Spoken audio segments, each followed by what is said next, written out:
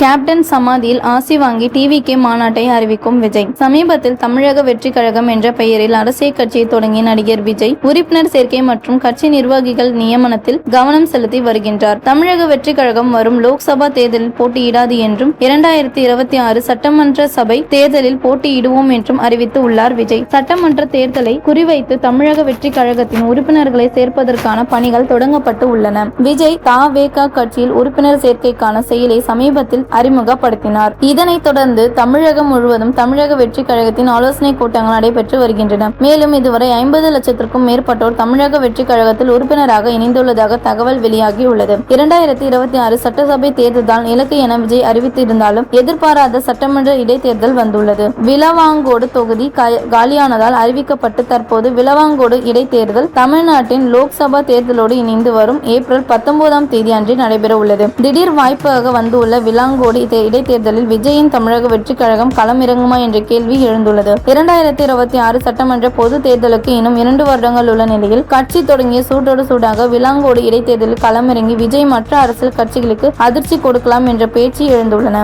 இந்த நிலையில் தான் தற்போது தமிழக வெற்றி கழகத்தின் முதல் மாநாட்டை வருகின்ற ஏப்ரல் மாதம் மதுரையில் நடத்த கட்சி தலைவர் விஜய் திட்டமிட்டு உள்ளதாக தகவல் வெளியாகியுள்ளது. பொதுவாக எந்த ஒரு அரசியல் கட்சியும் தனது கட்சியின் மாநாட்டை நடத்த முதலில் தேர்ந்தெடுப்பது மதுரை மாவட்டமாக தான் இருக்கும்.